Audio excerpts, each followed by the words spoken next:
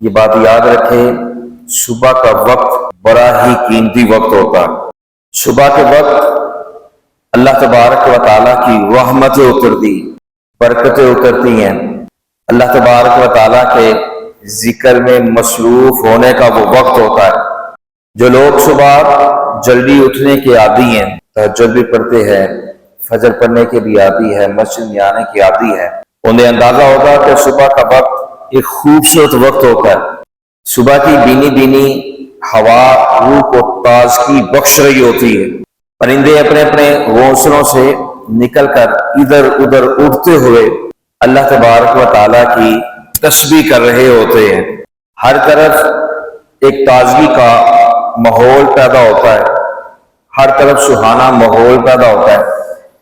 بلکہ ہم یہ کہہ سکتے ہیں کہ صبح کا وقت زندگی کی نئی شروعات کا وقت ہوتا ہے۔